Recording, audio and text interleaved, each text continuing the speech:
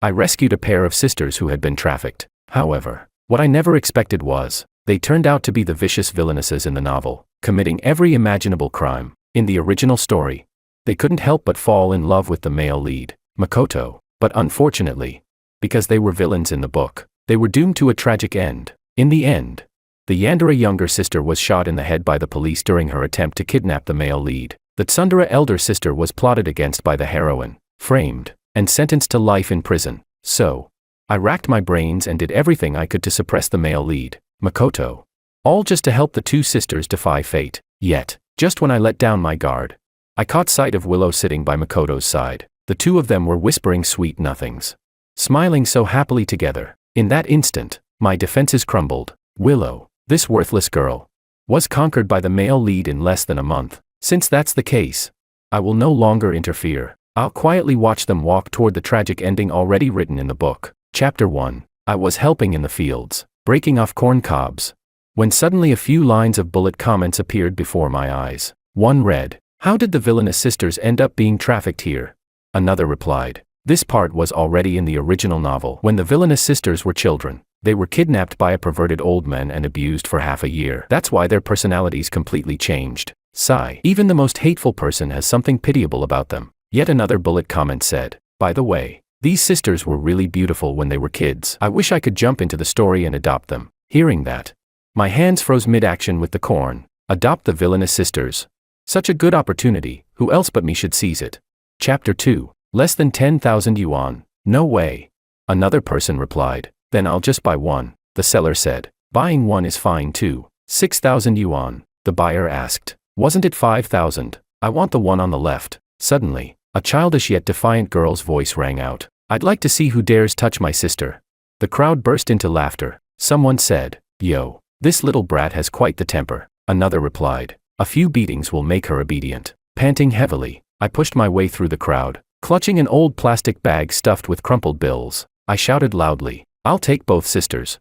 And just like that, I spent 10,000 yuan to buy the villainous sisters, who were only a few years old, and bring them home. I had used the last of my grandmother's savings, which she had left me for college in the future. In the dark, dingy main room of our house, the sisters sat with expressions full of disdain. I placed a plate of boiled potatoes and a small dish of pickled vegetables in front of them, our dinner. The sisters didn't budge an inch. The little girl with a sharp, proud look in her eyes glared at me coldly. She said, "We want to go home. You'd better release us quickly. If my grandfather finds out, he won't let you off." I nodded and said, "Eat up. Tomorrow morning, I'll send you back." She asked, "Really?" The girl's disbelief was obvious. I said, "As true as pearls." The next day, I took the villainous sisters to my cousin's house next door. I gave him the last 500 yuan I had and begged him to take us to a certain place. We traveled first by bus, then by train, exhausted after a day and a night. Finally, we reached the city mentioned in the bullet comments. I had never seen so many grand,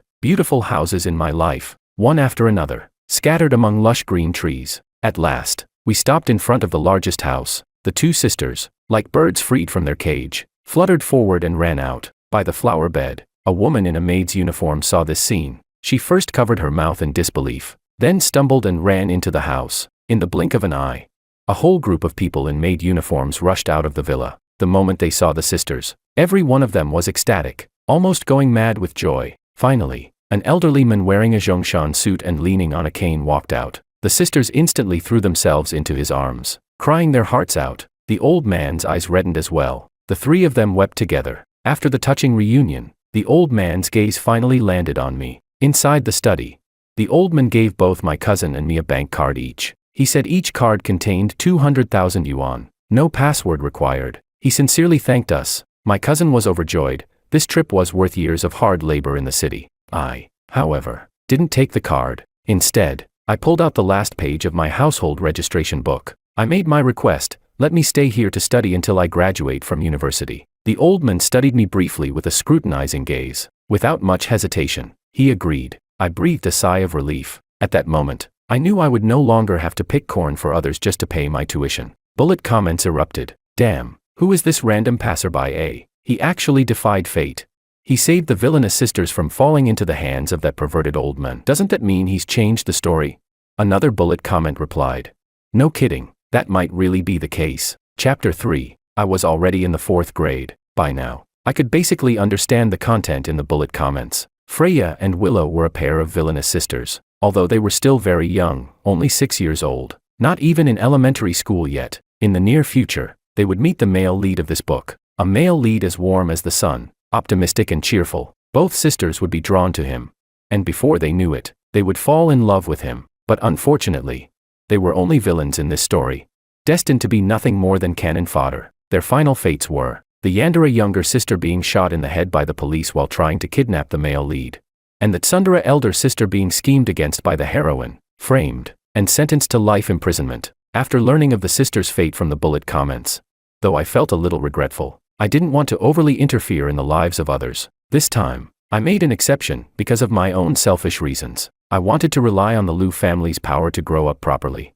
to have books to read and food to eat. Once I graduated from university and could support myself, I would naturally leave the Liu family. So during this period, I must not develop any unnecessary entanglements with these sisters. Absolutely not. Chapter 4. After summer break, the old man arranged for me to attend an elite private school, a wide, bright teaching building, a clean and tidy library, a lush green playground. Even the bathrooms were spotless. It was nothing like the school in the countryside, where during class you could smell the stench of the pit latrines. Freya and Willow were also enrolled here, attending first grade. I was placed in the 5th grade. At noon, I was eating lunch in the school cafeteria with my newly met deskmate when a voice suddenly interrupted me. "Brother, I don't want to eat this chicken drumstick." Turning my head, I saw Willow standing behind me with her tray. My deskmate David looked surprised and exclaimed, "George, is this your sister?" I froze for 2 seconds before realizing what he meant and muttered a vague mm. After handing me her drumstick, Willow asked in her sweet childish voice, "Brother, can I sit here? Someone spilled soup on my seat, so I can't sit there anymore." In the cafeteria, each grade had its own dining section. I was about to make up some excuse to refuse her, but David quickly scooted to the side with excitement, saying warmly, "Come, come, little sister, sit here." Then he turned to me and said, "George, your sister is really cute." And indeed, Willow was quite pretty. Her eyes were bright and dark, her eyebrows shaped like willow leaves, and her nose delicate and straight, a textbook little beauty. I couldn't understand why she came here, and why was this kid so picky about food, this she wouldn't eat, that she wouldn't touch. During the whole meal, I was busy picking out onions and garlic for her. Afterward, I had to wipe her mouth, take her to wash her hands, and then send her back to her classroom. "Goodbye, brother. Wait for me after school." "Okay," Willow said reluctantly. I looked at her, and my heart was a mess of complicated feelings. According to the bullet comments, the yandere Willow, after failing to confess to the male lead, would have him kidnapped, locking him away on an island villa made entirely of glass. The house was fitted with dozens, even hundreds of cameras. She even shackled him, never allowing him to step outside. Someone this yandere, could she really have been this obedient and sweet as a child? I shook my head, forcing myself to wake up. I absolutely must not be fooled by her. That night, after finishing my homework, I was preparing to go to bed. Unexpectedly, Willow came again, dressed in rabbit print pajamas, carrying a pillow and a book in her arms. Gazing at me with hopeful eyes, she said, "Brother, I can't fall asleep. Could you tell me a story?" This time, I rejected her without hesitation. I said, "No, I'm going to sleep." She tilted her head up, biting her lip, looking at me so pitifully. She said, "But I really want to listen." Back then, every night before bed, my dad would tell me stories from this book. I haven't heard them in such a long time. I had heard a bit about her parents. Apparently, they had died in a plane crash a year ago. Although she was pitiful, she still had her sister, and a grandfather who was unimaginably wealthy, with dozens of servants lined up to wait on her. And me. My father was gone. My mother had run away with someone else. And my only grandmother, the one I depended on, had just passed away not long ago. I had to rely on others just to have a place to live and go to school. If anyone here was pitiful, wasn't it me? I said. "You can ask someone else to tell you a story. Don't you have lots of maids at home?" Hardening my heart, I shut the door. An hour later, feeling a bit thirsty, I went to the kitchen for water. When I opened the door, I found Willow hugging her pillow, sitting on the cold floor. The moment she saw me, her expression turned shy and hesitant. In a soft, sticky sweet voice, she said, "Brother, can you tell me a story now?" I gave in, completely speechless. I asked, "Why don't you let someone else tell you a story?" She was silent for a while before replying in a pitiful tone, "I don't like the way they look at me. Everyone thinks I'm pitiful." I was startled. This little girl was only 6. Yet her observations were that sharp. I asked. Then why do you want me to tell you a story? She said. Because you don't think I'm pitiful, you only think I'm annoying. I almost laughed. If you know that, why still insist on me telling you a story? Without the slightest hint of embarrassment, Willow hugged her pillow and walked straight into my room. Blinking her big, shining eyes, she asked, "Brother, can I sit on your sofa for a while? I'll leave after you finish the story." It seemed that unless I compromised, she wouldn't give up. Sighing, I reluctantly took the fairy tale book from her hands. I said, "Just one story. After I finish, you go straight back to your room and sleep." She nodded quickly like a little chick pecking rice. I know," I began.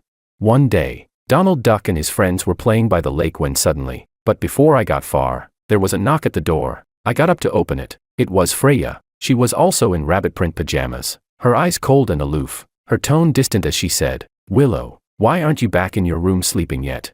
"Big sister," Willow called out excitedly, "Brother is telling me a Donald Duck story. It's so good." Freya said, "I don't want to hear it." I was about to close the door when Freya stepped inside. I was dumbfounded. "If you don't want to listen, then why come in?" Freya, in full tsundere style, said, "I'm staying here to wait for my sister." Fine, whatever." After finishing the Donald Duck story, I shut the book. I said, "That's it, story's over. Go to bed now." Willow obediently got off the sofa, still hugging her pillow. Then suddenly, she planted a kiss on my cheek. She said, "Good night, brother." I froze, completely dumbfounded. You, what are you doing?" She explained in her soft, milky voice. "Before, every time Dad told me a story, I would kiss him afterward." Freya rolled her eyes. "No one cares about that. Why did you kiss him? He's not our dad." She glared at her younger sister with obvious displeasure. Willow lowered her head, her voice weak as she said, "I know, sister." The two of them finally left, one walking with her head held high, refusing to show any weakness, the other trailing behind, dejected and gloomy. At last, they were gone. After a long silence, bullet comments popped up again. "This little passerby is something else. He actually managed to live in the villainous sister's house. Not just that, the old man is even supporting him through university." Someone asked, "I'm starting to wonder, has he awakened self-awareness?" Another replied, "If he really has, then I truly hope he can help the villainous sisters walk the right path, keep them away from the male and female leads, and escape their tragic fate." Help the villains walk the right path, escape their tragic fate. I don't have that kind of ability. Chapter 5. The next day at noon, Willow once again came over to my dining area, but this time, it wasn't just her. Freya was carrying her tray as well. David stared in shock, with envy in his voice. "George, you actually have two little sisters, and they're twins." I looked at the two of them, utterly speechless, and said, "What exactly are you two trying to do?" Willow said, "Brother, I don't want garlic, and no chili either." Her soft, milky voice carried a hint of complaint. Bullet comments popped up. "Don't want garlic or chili, yet you still ask the cafeteria lady to pile on so much spicy chicken." "Willow seems kind of clingy with this passerby, eh? What's going on?" Another bullet comment replied, "Maybe she thinks George is her dad. Didn't she make him read her a story last night?" Yet another one read, "LOL, George is only 4 years older than her." The comments made my temples throb. I glanced at Freya beside me and asked, "And what about you?" She placed her tray in front of me, her tone still as tsundere as ever. "I don't like Sichuan peppercorns." Oh, so both of them were treating me like a servant now. Since the Liu family had shown me kindness, I naturally wouldn't refuse such a small favor, so I picked out the ingredients they disliked from their trays. Then let the two princesses sit down beside me. David chuckled and tried to be friendly. "So, little sisters, what are your names?" Freya gave him a cool glance and replied, "Don't talk while eating." David looked a bit awkward, forcing a laugh. "George, your sister's pretty serious, not wanting any unnecessary misunderstandings." I quickly explained, "They're not my sisters." He looked surprised. "Really? Then why do they call you brother?" I thought for a moment and came up with a fitting answer. "I'm a student sponsored by their grandfather." A flash of understanding crossed David's eyes. He nodded and said, "Ah, I see." Just then, Willow suddenly put down her fork and looked at me with teary eyes. She said, "Don't you want to be my brother?" "Why would you say that?" I was dumbfounded. What did I even say? Wasn't it the truth? Her sister Freya spoke coldly. "Eat." Willow pouted and retorted, "I don't want to." Freya snorted and said, "He doesn't even want to be your brother. Why act like this? You sound just like those love-brained girls in novels." I was speechless. "Kid, you're only 6 years old, what kind of novels are you reading all day?" Ignoring her sister, Willow picked up her tray in a huff and walked off. Freya gave me a glance before leaving as well. Finally, peace returned, watching their two figures leaving one after the other. I felt an inexplicable heaviness in my heart. What the hell? This has nothing to do with me anyway. Chapter 6. I thought Willow was angry and wouldn't come to me for a bedtime story that night, but clearly, I was wrong. At 9:30, Willow, as usual, showed up in her little rabbit print pajamas, hugging her pillow and carrying a storybook. Knocking on my door, the little girl was pouting, her expression sulky, probably still upset about what had happened during the day. I told her a story about an elf and a wizard. It was a bit of a long story. I spoke for about half an hour, until my throat went dry. When I finally closed the book, I discovered that this little princess had already fallen asleep. Unbelievable. I wanted to send her back, but I didn't even know where her room was. The maids had all gone to rest at this hour, so I took a blanket out of the wardrobe and covered Willow with it. She could sleep here. When she woke up, she could go back herself. As for me, I made do by sleeping on the sofa for the night. Chapter 7. Who would have thought? The next morning, the moment I opened my eyes, I was so startled I nearly jumped off the sofa. What the hell? Why was Willow on my sofa? Willow, I shouted in anger. She was jolted awake, rubbing the corners of her eyes, looking at me sleepily. Brother, why are you here? I asked with a cold face. Willow froze for a moment, then seemed to recall what happened. She spoke carefully. Last night, I felt a little cold, so I scolded her. If you were cold, why didn't you sleep in your own room? She pursed her lips and said softly, I'm sorry. She lowered her head, a bit frustrated and dejected. Truthfully, I wasn't actually angry, but Willow was. After all, a girl. I wanted her to understand that this wasn't appropriate. I frowned and said, get down now. And for 1 week, don't come asking me to tell you stories again. Bullet comments appeared. Sigh. This passerby is being too harsh. I can vouch for this. Yes, Willow grows up to be a yandere, but right now she's not like that at all. She just misses her parents. Exactly. Willow cries in her sleep almost every night from nightmares. Strange though, last night she didn't have a single nightmare, and she didn't cry either. Another bullet comment added, if that's the case, then George really seems like an angel sent by heaven to save her. The words made me pause. An angel? Me? No, I wasn't an angel. And I had no intention of getting entangled with the two of them. All I wanted was to study hard, go to school, and when I grew up, stay as far away from them as possible. Chapter 8. Willow was surprisingly obedient. For an entire week, she really didn't come looking for me. I was satisfied. That's exactly how it should be. I had to draw a clear line between myself and the sisters, minding our own business, so I wouldn't get dragged down by them in the future. On Saturday afternoon, I took Buddy out for a walk, not far from home. I heard a group of kids quarreling. Willow, I heard you and your sister got kidnapped over summer break.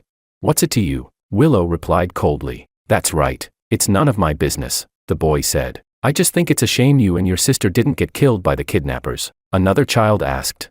Martin, what does killed mean? The slightly older chubby boy made a throat-slitting gesture. All the kids instantly understood. The chubby boy kept boasting. I mean, you two sisters are really tough to kill. Your own parents died because of you. Yet you're still alive and kicking. Even kidnappers couldn't finish you off. Willow bit her lip and said, you're lying. The chubby boy laughed. Lying. Everyone in the neighborhood knows. My mom said it. People like you are disasters born into this world. Sooner or later, even your grandfather will die because of you. Before he could finish, Willow, like an angry kitten, lunged forward and clawed at his face. But the chubby boy was bigger than me, and Willow clearly wasn't his match. Before I could react, Freya appeared out of nowhere. How could she watch her sister be bullied? She rushed in immediately and slapped the chubby boy across his fat face. The boy was furious and quickly called his friends for help. In an instant, a swarm of boys charged at them. This was bad. Even if I didn't want to get involved, I had no choice. Chapter 9. Stop. I walked over with Buddy, raising my voice. No one paid attention. Woof, woof, woof. Buddy, worried for me, barked anxiously, so I let go of Buddy, grabbed the chubby boy's arm, and bit down hard. Oh. The boy screamed in pain, his voice like a pig being slaughtered. Everyone froze, stopping their fight, staring at each other in confusion. Who the hell bit me?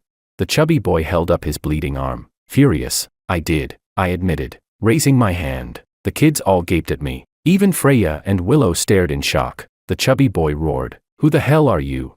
Before I could answer, Freya stood up and said seriously, he's my brother. The chubby boy blinked, then sneered in realization. Oh, you're that country bumpkin their family adopted, right?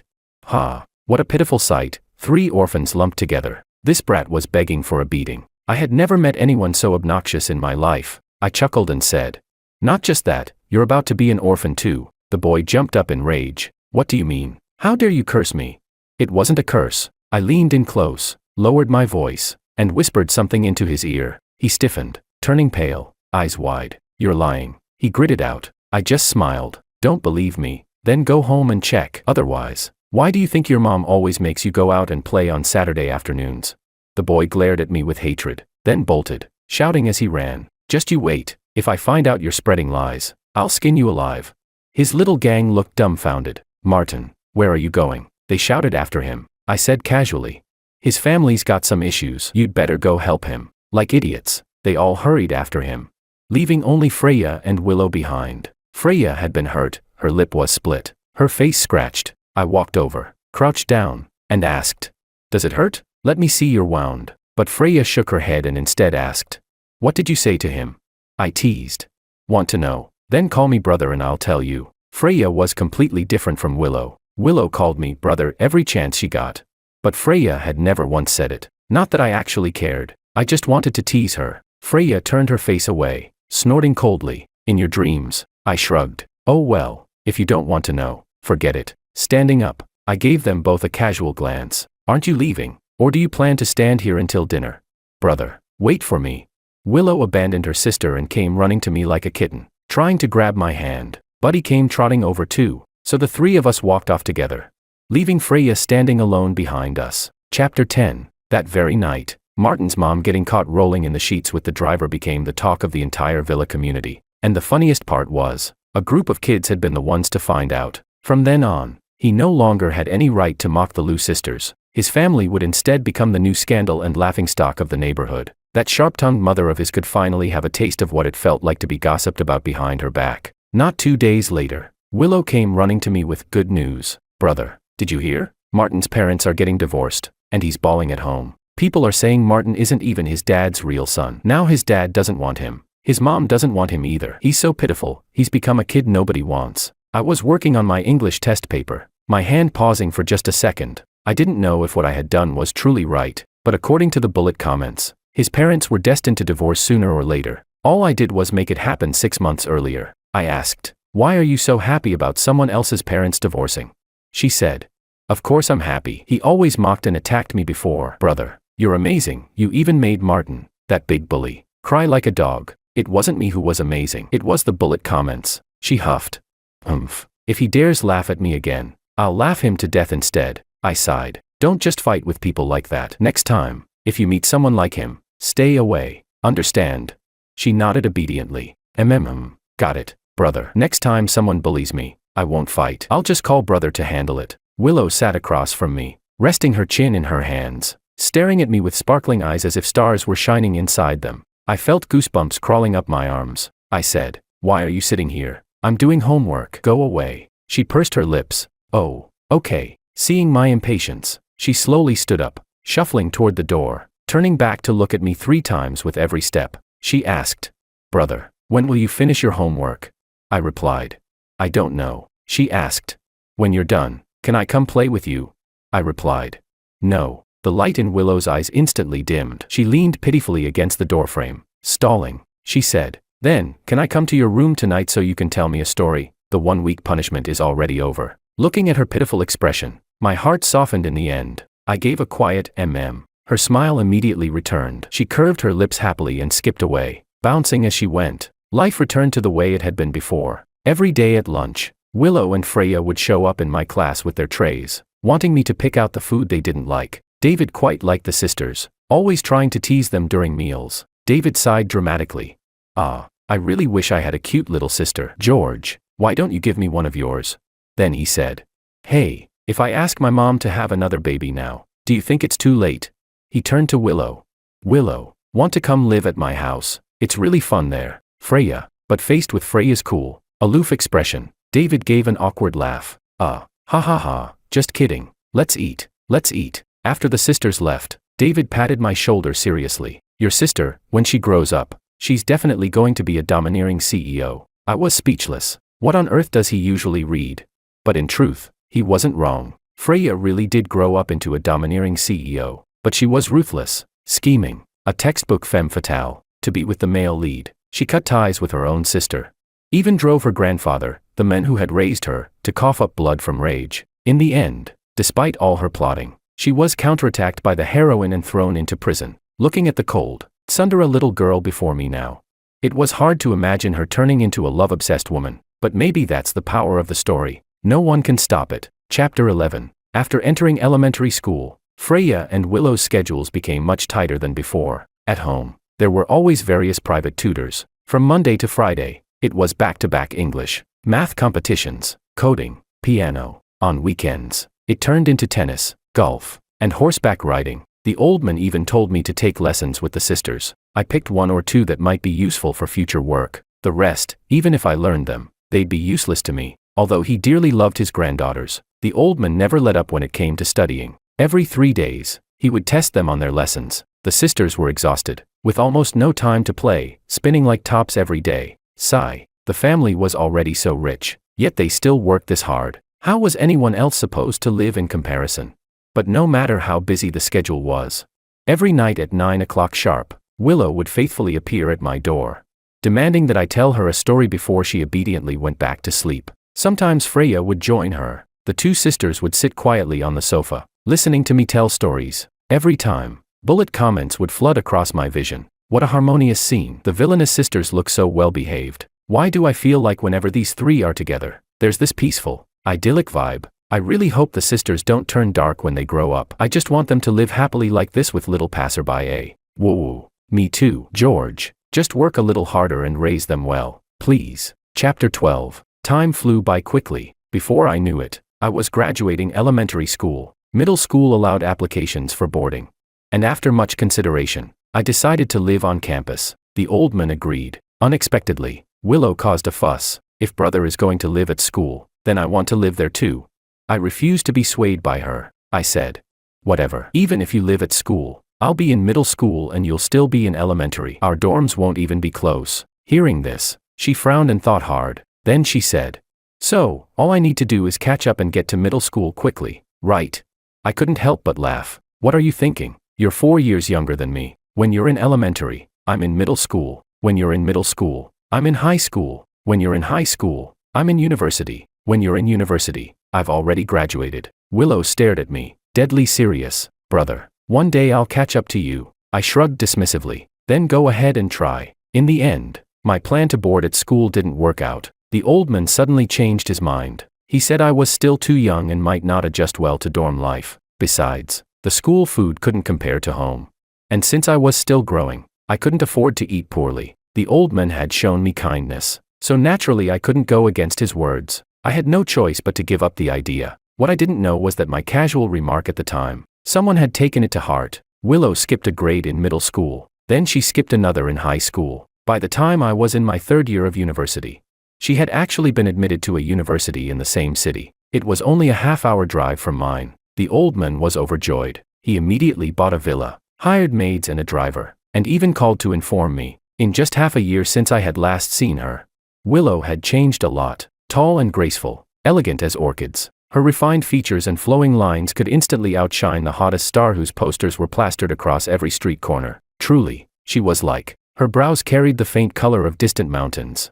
Her eyes like the clear autumn lake, with light rippling beneath their gaze. While I was still dazed, a young girl came down the stairs, smiling radiantly at me. Brother, I snapped out of my thoughts, pulling myself back to reality. With a teasing tone, I chuckled. Well, the little brat's grown taller again. Aunt Wu must be feeding you extra rations at home. Huh? Willow pouted and pinched my arm in annoyance. I continued. How's Grandpa's health? Willow huffed lightly. He's fine, I said sincerely.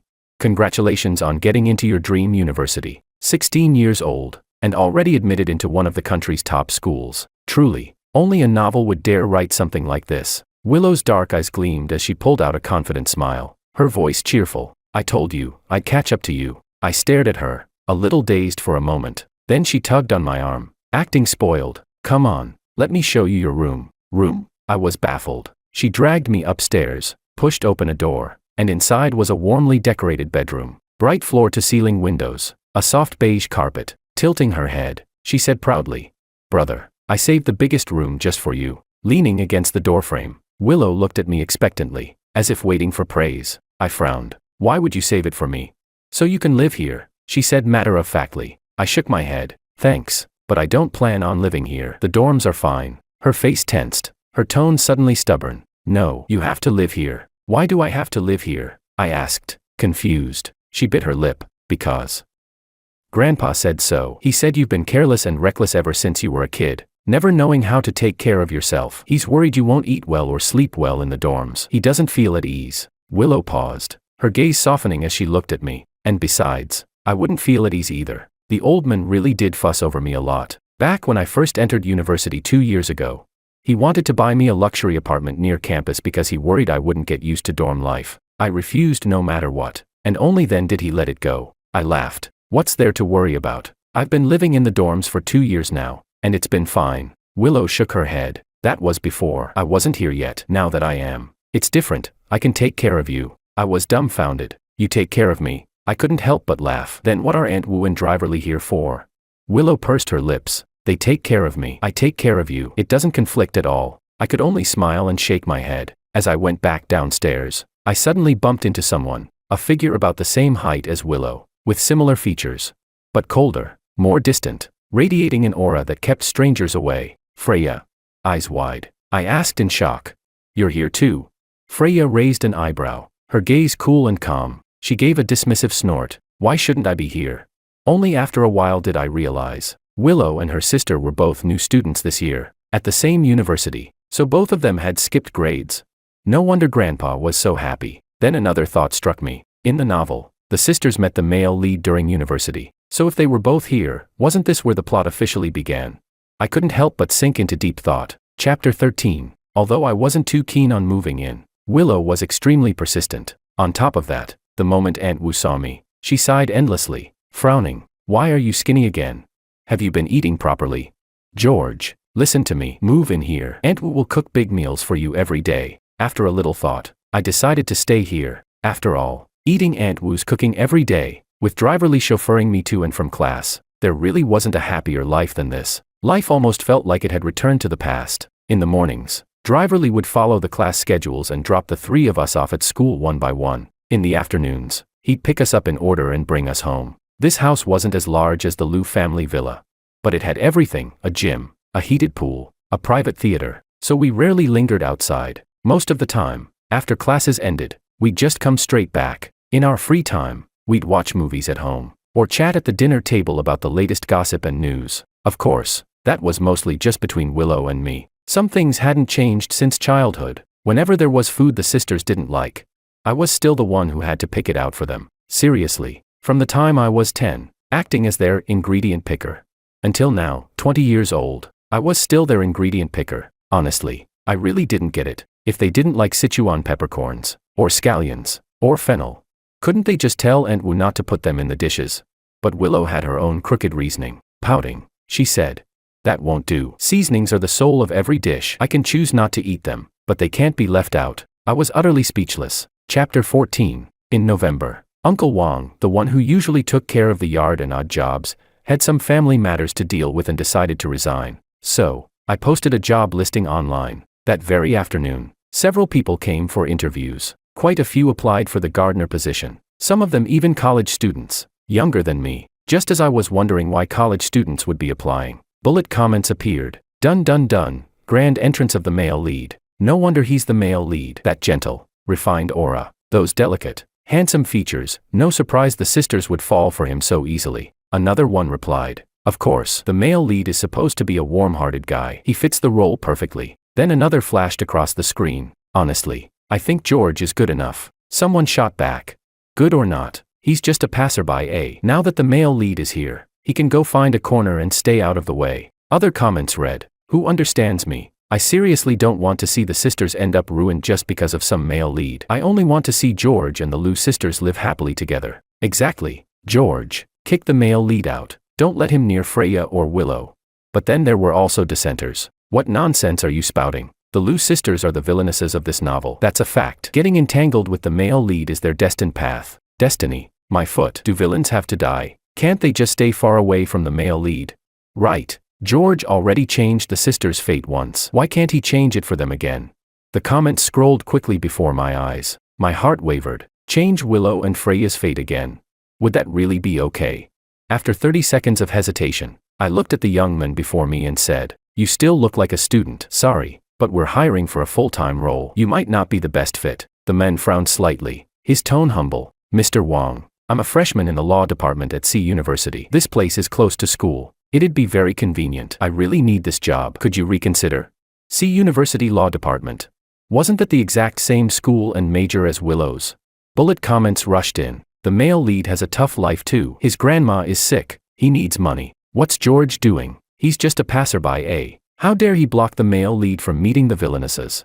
Another comment retorted, "I remember in the original novel, the male lead got this job, spending time with the sisters. He gradually healed their childhood trauma, and both ended up falling for him. Since that was the case, I thought for a moment before saying, if you're looking for work, there's a cafe not far from here. It's run by a buddy of mine, and they're hiring. The pay and benefits are pretty good. I can give you his WeChat. You can work there part-time." A flicker of disappointment crossed his eyes, but he forced a smile and said, "All right then, thank you very much." Bullet comments exploded again. What a despicable passerby, eh? Forcefully tampering with the plot. I actually think George did the right thing. The farther the male lead is from Willow and Freya, the better. What the hell? Then what's the point of watching anymore? Yeah, I want to see the villainesses fall for the male lead. But others chimed in. I don't think a novel's storyline can be overturned so easily by some passerby, eh? Maybe there's still going to be a twist. Chapter 15. The last bullet comment had it right. I really had no power to control the course of the story. The next afternoon, just as I returned home from school, I found the male lead, Makoto, sitting in the living room. "George, this kid came here looking for work. I heard his grandma is sick, and he needs money for her treatment. I felt sorry for him, so I decided to let him stay." Wu Auntie pulled me aside and lowered her voice. There was no way I could oppose her decision. Wu Auntie had worked in the Liu family for over 20 years, and even in front of grandfather, her words carried weight. Maybe this was the power of the plot itself. I couldn't stop it. There was never a chance I could. Makoto spoke apologetically. "Mr. Wong, I'm sorry. I didn't think the cafe job suited me, so I came here to tell you." But then Wu Auntie, I could already guess what he wanted to say. Forcing a smile, I replied, "It's fine. Then just do your best here." By evening, Willow and Freya returned home one after another. Makoto froze at the sight of the bright, beautiful girl before him. His eyes lit up, his voice tinged with joy. "Willow." Willow glanced at him in confusion, frowning slightly. "And you are?" Makoto hesitated, scratching his head before replying.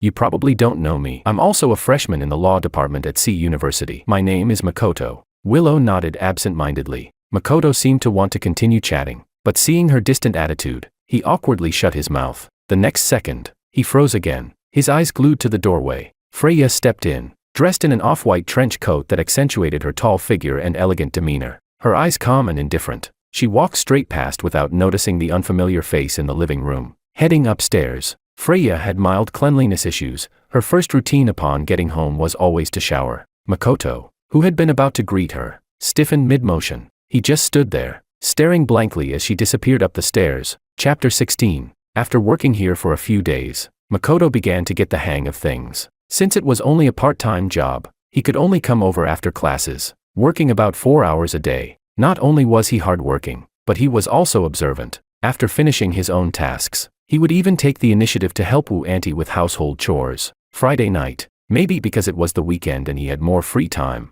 Makoto even went into the kitchen to lend Wu Auntie a hand. By the time I came downstairs, he had already set the table for us. He even went so far as to pick out the chopped chili from Willow's steamed fish head with chili peppers, and he peeled all the shrimp for Freya. Truly worthy of the warm and caring male lead. Attentive and considerate, within just a few days, he had already figured out the sisters' eating habits. When dinner began, Willow frowned slightly as she looked at the perfectly cleaned fish meat in front of her. "Wu Auntie, could you get me a bowl?" she asked. When the bowl was brought over, Willow deliberately picked up a piece of the fish with chili and placed it in front of me. Her eyes were hopeful, her tone laced with a bit of spoiled sweetness as she said, "Brother, help me pick it out." I pushed her hand away, warning, "Stop being difficult." Willow looked pitiful, her voice soft.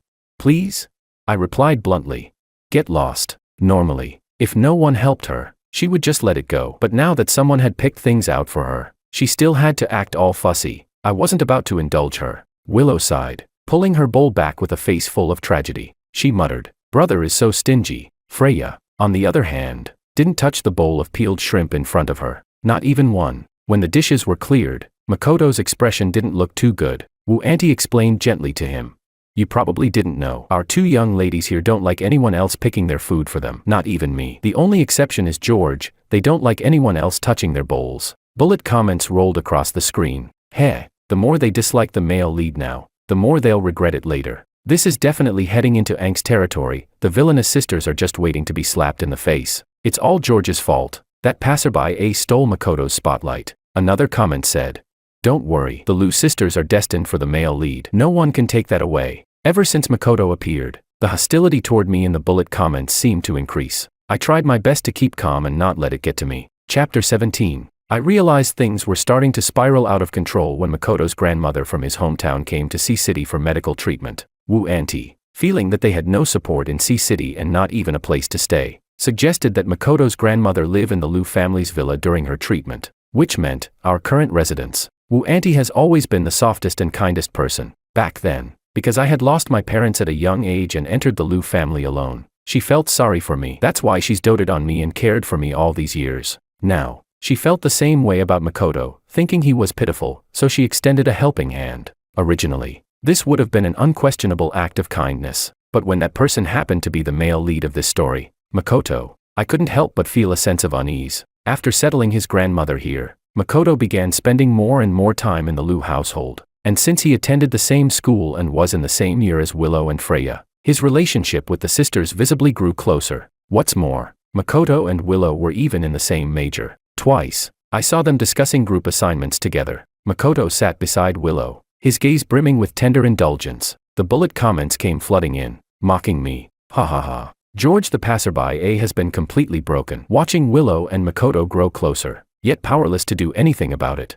He has some skills, sure, but so what? No one can stop the romantic storyline between the villainous sisters and the male lead. Looks like Willow's about to fall for the male lead. Just look at how sweet her smile is. Next up, he'll conquer Freya. I admit, I did feel rattled. Willow was that easy, less than a month, and the male lead had already won her over. Didn't I already eliminate all the risks she faced as a child? And yet, she still couldn't escape the clutches of the storyline. Forget it. Whatever happens with them is their business. After all, I'm just the passerby in this novel. No matter how much I do, I can't change the plot. As hard as it is to accept, I have no choice but to face it. Willow and Freya are bound to meet their fates in the story. Chapter 18. Because I was feeling depressed, I went to a bar to drink. Around 8 o'clock, my phone rang. It was Willow calling. I directly hung up. 5 minutes later, she called again. I hung up once more. Another 5 minutes passed, and right on time, my phone rang again. Just as I was about to power it off, the ringing abruptly stopped. 10 minutes later, it rang again. This time it was Freya calling. Without hesitation, I shut my phone down completely. Since I couldn't change the fate of the sisters, I figured I'd better stay away from them. In fact, from childhood until now, I had always warned myself to keep my distance from the Lu sisters, and yet, I still let them occupy such an important place in my life. From now on, I have to draw a clear line with them. From here on, bridges are bridges, roads are roads. I must never get dragged down by them. Yes, that's how it has to be. At 11 o'clock, I returned home in a taxi, my head heavy from the alcohol. Wu Auntie saw me, her eyes widening like copper bells. Then she patted her chest repeatedly as if recovering from a fright, asking, "George, where have you been? Miss Willow and Miss Freya have been looking for you all night. They even called the police." At that moment, the last thing I wanted was to hear their names. I replied impatiently, "Nowhere. Just had a few drinks with some buddies." Wu Auntie quickly made several phone calls, then helped me upstairs. When I came out of the shower, I found two slender figures standing in my room. Neither of them looked very pleased. "Where did you go?" Freya was the first to ask. Her resentful gaze locked onto me, the silver-rimmed glasses glinting coldly under the light, giving her an air of detached austerity. She looked like she was about to interrogate me, utterly baffling. I rubbed my nose and said carelessly, "What's it got to do with you?"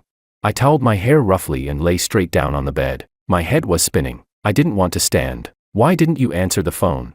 This time it was Willow speaking. This girl was getting more and more brazen. She didn't even call me brother anymore. I had completely lost my patience. I told them flatly, "Get out. I'm going to sleep." She asked, "Wu Auntie said you were drinking. Who were you drinking with?" Freya's cold voice cut in again, sharp and frigid. I really didn't want to deal with them anymore. I was exhausted. Turn off the light when you leave, I said, but the two of them acted as if they hadn't heard me. Willow came closer, sat on the edge of the bed, and reached out to touch my forehead. She bit her lip and said softly, "Were you unhappy today? Did something happen?" What happened? Besides the fact that these two love-brained idiots were about to get swept away by some men, what else could it be? I almost blurted it out, but in the end, I swallowed the words. A knock sounded at the door. Makoto's voice followed. "I made some hangover soup. I don't know if Brother Wong would like some. Come in." Moments later, Makoto entered carrying a tray. Freya said, "Just give it to me. You can go out now." Makoto paused, glanced at Willow by my bedside, then nodded and replied, "All right." To get the two of them to leave sooner, I downed the hangover soup quickly. "Now tell me, George, who did you drink with tonight?" Freya picked up the bowl and repeated the question. Damn. Was she insane? I shut my eyes briefly and spat out one word. "Classmate." She pressed. "Where?" "At a bar," I answered. Willow frowned at that. She pouted and said, "If you wanted to drink, why not drink at home? Bars are messy places. Endless." This was endless. I ruffled my hair irritably and muttered, "Because there are no models at home." The room instantly went silent. The air froze. Willow clearly hadn't expected me to answer like that. Her eyes darkened as if trying to gauge whether I was telling the truth. Her sister Freya didn't look any better. Her voice turned ice cold. "You even hired models?" I said lazily. "Yeah. So what? Not allowed." Done asking, "Can I sleep now?" Without waiting for their reply, I abruptly switched off the bedside lamp. They could stay if they wanted. Either way, I was going to sleep. Chapter 19. When I opened my eyes again, faint light was seeping through the curtains. Dawn was approaching. I turned over. The next moment, I almost rolled off the bed. Terrified, I switched on the bedside lamp, and saw Willow, pale as a ghost, propped on one hand against the pillow. Her pupils were black, like a bottomless abyss. She just stared at me with that eerie, chilling gaze. She asked, "Brother, did you really hire models last night?" Damn, my heart nearly jumped out of my chest. Both sisters were crazy, seriously crazy. Gritting my teeth, I said, "Willow, you've got 3 seconds. Get off my bed immediately." She didn't move an inch, completely ignoring my words. She softly breathed out her next question. "What does brother like about models?" I pressed my temples, which were throbbing madly, and replied, "Big chest, slim waist, nice body, black stockings, long legs, abs. Are those reasons good enough?" Willow stayed silent, studying me for a long while. Finally, she said, "I understand." I was speechless. Understand? My ass. I wanted nothing more than to kick her straight out. As soon as that jinx finally left, I rushed to lock the door. For several days in a row, I came home extremely late, grabbing skewers with classmates, drinking, going to the internet cafe. The later I could return, the better. I didn't care how Makoto and the sisters were getting along. Out of sight, out of mind. Chapter 20. On Saturday morning, I woke up later than usual. After not finding Wu Auntie anywhere, I poured myself a glass of warm milk in the kitchen and made a sandwich. An elderly woman shuffled over and said to me, "Wu Auntie went to the supermarket to buy groceries." It was Makoto's grandmother. I nodded lightly. Maybe she had been cooped up in her room for too long and wanted someone to talk to. She looked at me with a smile and said, "Child, I heard your surname is Wong." I didn't understand why she asked that, but since she was an elder, I politely nodded. "Yes." She then asked, "And what's your relationship with the Liu family?"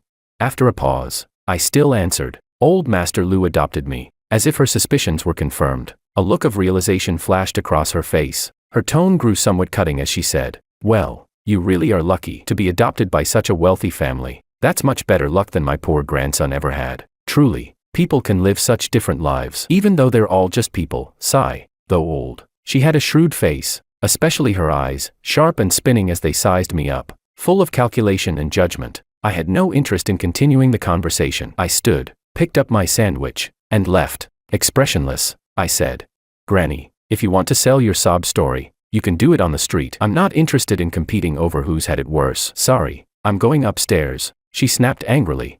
"You child, how can you talk like that?" But the very next second, her eyes caught sight of Freya on the staircase. Freya was watching her, her gaze as cold as frozen tundra. At the sight of her, the old woman's face instantly softened into a kindly smile. Compared to how she'd spoken with me, her warmth rose by several notches. She said, "Miss, you're up. Would you like breakfast now?" I went straight upstairs. Just as I was about to close my door, Freya followed me in. After hesitating for a few seconds, She pressed her lips together and looked up at me, saying, "You don't like them. You don't want them living here. Why didn't you say so earlier?" I replied, exasperated. "What do you mean?" She snorted coldly. "Can't you show some backbone? This is your home too. Can't you stand up for yourself a little?" I said flatly. "How am I not standing up for myself? What? Was I supposed to just slap her across the face?"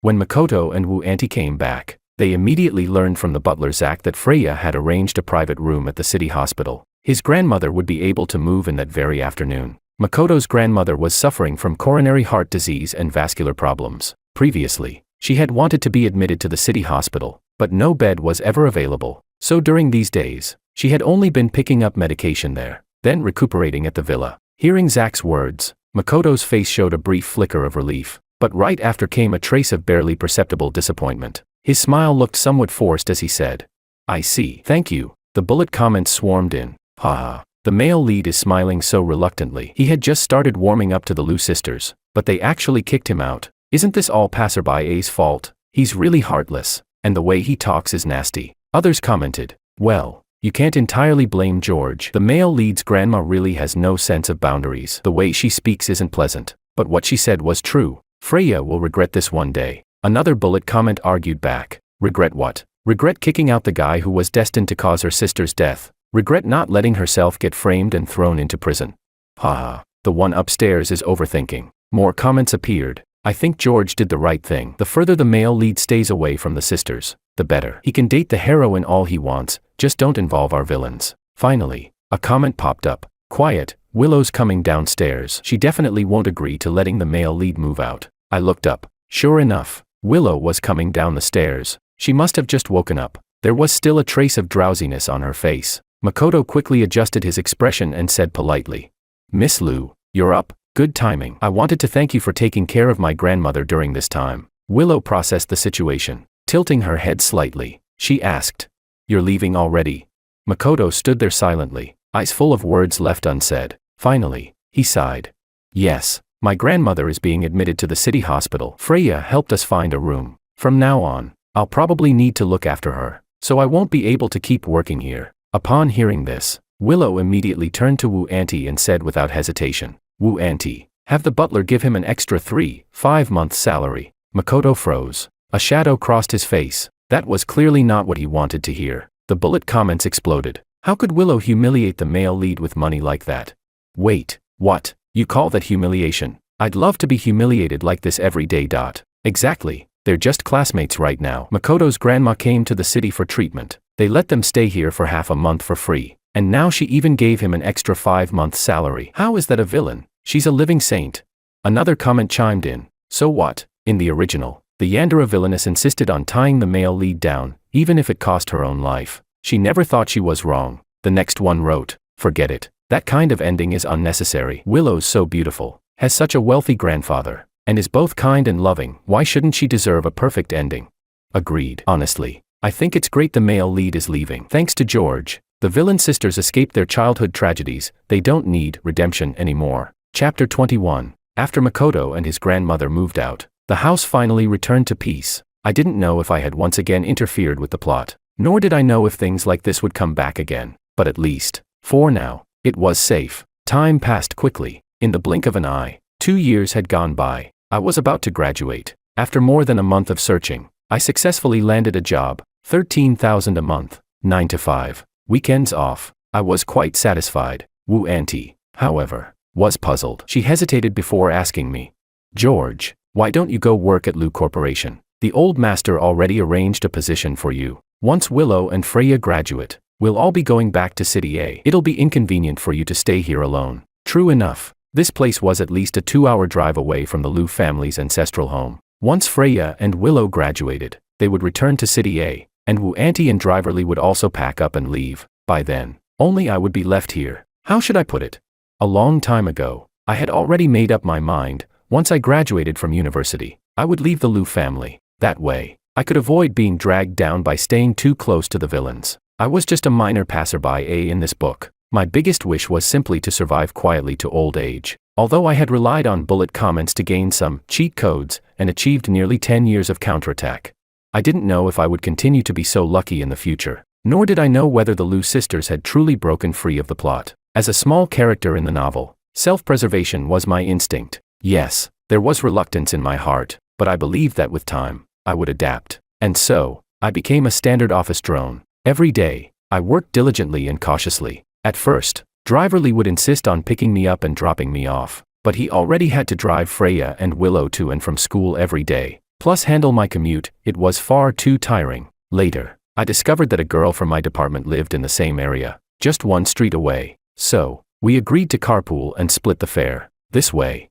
Zach wouldn't need to drive all the way here every day. But on our very first day carpooling, Freya caught us. After I said goodbye to my colleague, Freya pursed her lips and asked, word by word, "Who was that person?" I replied, "A colleague I carpool with." Freya didn't look very happy. Her brows furrowed as she asked, "Why don't you let Zach drive you?" I looked at her in confusion. Why would I need Zach to drive me? Her expression darkened even further. She said, "Can you be sure she's not some fairy girl?" I was speechless. What the hell was this brat saying? After a pause, she seemed to want to change the subject. "Didn't Grandpa call you? Why didn't you go work at Lu Corporation?" I asked. "And why should I go work there?" Freya raised her brows, a hint of warning flashing in her eyes. She snapped, "George, stop being so passive-aggressive." "What the hell?" I retorted. "You're the one acting weird for no reason, aren't you?" She glared at me. Weird for no reason? Or is it because someone thinks he's graduated from college, grown some wings, and doesn't need to rely on the Lu family anymore, so now he wants to draw a line between us? I stared at her in shock. How did she know? But I absolutely wouldn't admit it. I said, "I don't understand what you're talking about." Freya sneered. "You'd better not." I decided not to respond anymore. Her tone suddenly softened. Blinking her eyes, she said, "Fine, if you like, just keep working here for now. When I graduate, we'll go back to Cydia together. I already told Grandpa to send Uncle Ku over tomorrow." Uncle Ku was an old servant of the Lu family. He had been the old master's driver for 30 years. Now that he was older, he was practically semi-retired. I hadn't expected Freya to drag him out here again. I said helplessly, "I only earn about 10,000 a month, and you're giving me a personal driver? For what? My whole salary wouldn't even cover his gas." She snorted.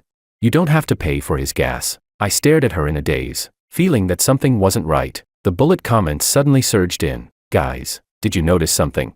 Damn, I already suspected something back when Freya kicked the male lead out. Turns out it's true. Another one chimed in. "Ah, this is great news. It means Freya has broken free from the plot. Childhood sweethearts, there's nothing sweeter to ship." Another comment read, "What a contrast, the glasses-wearing, quiet girl who always treated George coldly. Turns out she was hiding it this whole time." I felt like I finally understood something. Staring at Freya in disbelief, I was dumbfounded. Seeing that I hadn't moved for a long time, she glanced back at me, raised her brows, and said, "Aren't you coming in? I've been waiting for you to eat for a while now." Chapter 22. Dinner tasted like chewing wax. The moment I set down my bowl, I hurried upstairs. Just as I stepped out of the bathroom, there was a knock at my door. It felt like a string inside my head had been pulled taut. "Who is it?" "Brother, it's me." For some reason, I let out a breath of relief. Willow seemed to have just finished showering as well, wearing a bathrobe. Droplets of water dotted her forehead, and her long hair hung damp down her back. I asked, "What is it?"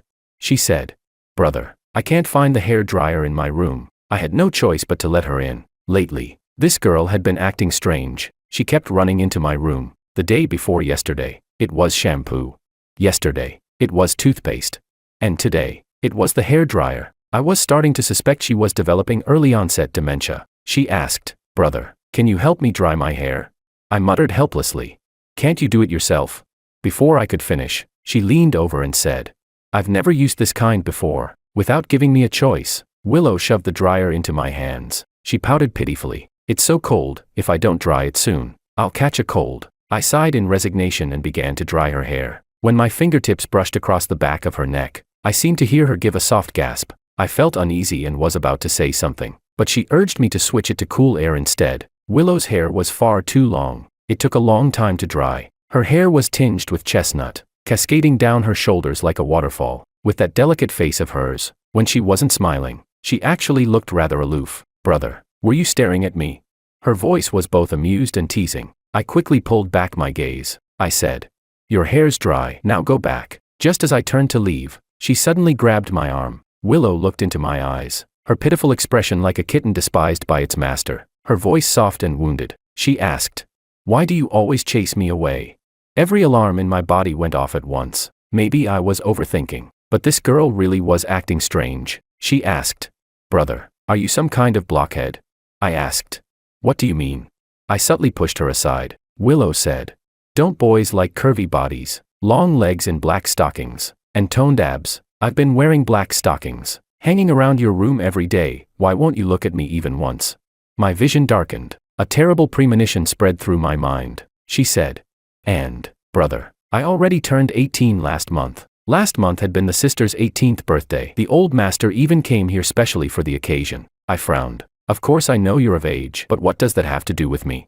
She said, "Of course it has to do with you. Being an adult means I can date you now." Willow's lips curved into a smile. She raised one hand, hooking it around my neck. Her bright eyes overflowed with a charming, intoxicating allure. My temples throbbed violently. At that moment, lines of bullet comments flashed above me. Holy shit, I knew it would come to this. Sure, healthy love is important, but twisted love is the most thrilling. When you meddle with someone else's fate, you have to bear the consequences yourself. George must understand this now.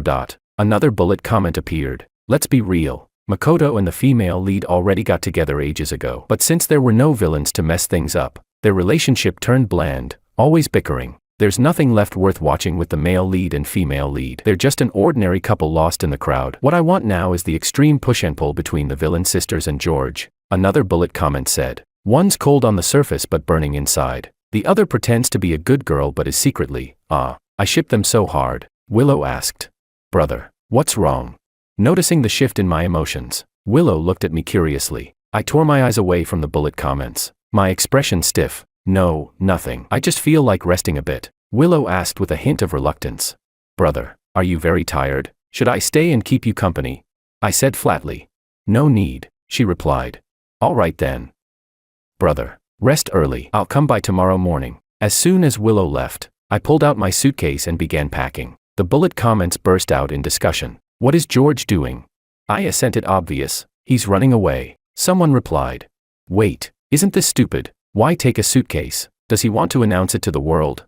"Exactly. If you're going to run, just grab your bank card and go. No clothes. Nothing else. That way no one suspects anything." I froze instantly. They were right. If I dragged a suitcase downstairs, it'd be no different from walking into a trap. No, I had to stay calm. The next morning, I went downstairs for breakfast as usual. Freya's gaze lingered on my face for a moment. She poured me a glass of hot milk and asked, "Didn't sleep well last night?" I really hadn't. In that situation, how could anyone sleep well? "What's wrong?" she asked again. "Nothing," I said. Honestly, I had no mood to talk to her. "Do you want to take the day off?" she asked. "No need." Freya's eyes were like still water as she said, "Then don't forget, you're still riding with Zack today." Willow, sharp-eared as always, caught the key point instantly. Her gaze burned into me. "Brother, you didn't ride with Zack yesterday?" she asked. I steadied my mood and answered, "I carpooled with a coworker." Willow frowned, clearly displeased. "Brother, didn't you get your driver's license? Why not just drive Grandpa's car?"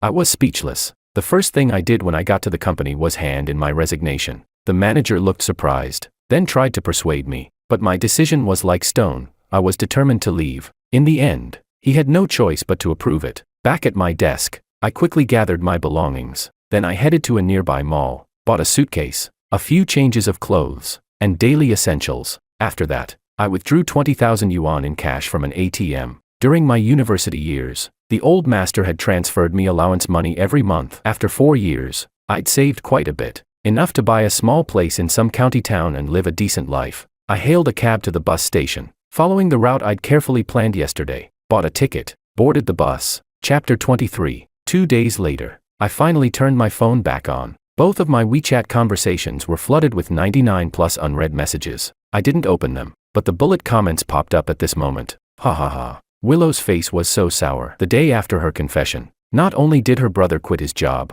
but he also ran away. Freya is really scheming. She once enabled the male lead's phone location sharing, and now she's already heading straight toward George's position. That line in the bullet comments startled me, and I quickly turned off the location service on my phone. The comments kept rolling in. What's going on? Why do I feel like George can see our bullet comments?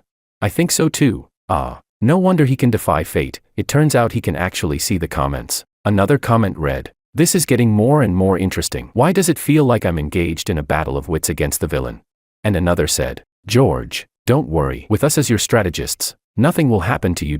But someone replied back, stop bragging. Freya already knows his location. She's on a plane, and in at most 2 hours, she'll be there. I shot to my feet. 2 hours?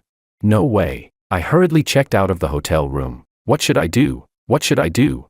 I was panicking like crazy, restless as an ant on a hot pan. After thinking over and over, I finally hailed a taxi and randomly chose a nearby small town. Outside, a light drizzle began to fall. After a whole afternoon of exhaustion, I finally found a somewhat clean hotel. I booked a room, filled the bathtub with hot water, and decided to take a proper soak. I accidentally fell asleep. I don't know how long had passed when I woke up. The water in the tub had already gone cold. I put on a bathrobe and stepped out. A flood of bullet comments was flashing across the screen. George, wake up. Freya already got the hotel to pull the surveillance footage, tracked down the taxi driver who drove you, and now she's on her way to kill you. This guy's heart is way too big. How could he even fall asleep? We're about to lose our minds here.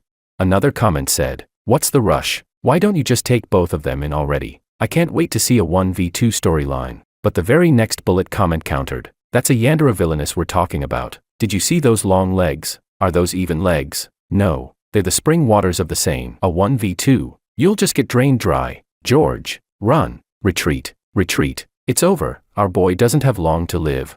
My eyes widened. The next second, a knock really came at the door. Extra story chapter 1. If time went back 12 years, I would still choose to send Freya and Willow back to the Liu family. But if it went back 2 years, I definitely wouldn't have stopped the male lead Makoto from having any interactions with the two of them. I don't understand where things went wrong. Freya isn't even a yandere. So why did she suddenly turn dark for no reason? In the second month of being trapped inside this manor-like castle, I finally paid the price for meddling in other people's business. Now, no matter how much I regret it or beat my chest in frustration, it's useless. Bullet comments scrolled across above my head. So this is the place in the original novel where Freya imprisoned the male lead. Looks like a manor. Must be worth a fortune. Another comment replied, you probably don't know how rich her grandfather is. Even if you add up the top 10 on the Forbes list, it still wouldn't match Old Man Liu's wealth. He's just discreet and low-key. The next bullet comment read, I also want a rich lady to keep me. Even if it means doing nothing every day, just eating, idling around, not studying, not working, I'd still take it. Wake up already. Your drool from dreaming just dripped on my head. If Freya doesn't work out, Willow's fine too. I'm not picky. Another comment chimed in. Anyone got some pee? Splash it on them to wake them up.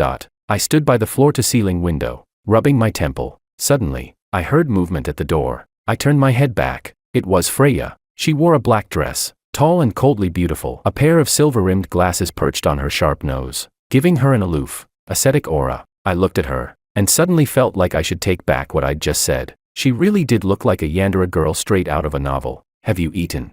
Freya walked over, her tone casual and ordinary, as if nothing had ever happened between us, as if she hadn't kept me imprisoned here for an entire month. I stared at her coldly, saying nothing. Seeing my unfriendly expression, Freya instead let out a soft laugh and came forward to take my hand. She said, come on, I'll go downstairs with you for dinner. This house was huge, almost as big as the Liu family's ancestral mansion. The servants working here were all well-trained, except for Freya. None of them spoke a word. At first, I almost thought they were all deaf and mute. On top of that, the manor had bodyguards. I didn't know that at first. One night, when I tried to escape, I managed to avoid the servants in the house, but before I could even reach the artificial lake across the way, several men in black suddenly surrounded me. They dropped in like the secret guards from an old wuxia novel. I was so angry I nearly went mad. It felt like Freya was treating me as if I were some kind of criminal. Chapter 2. I asked, when can I go out?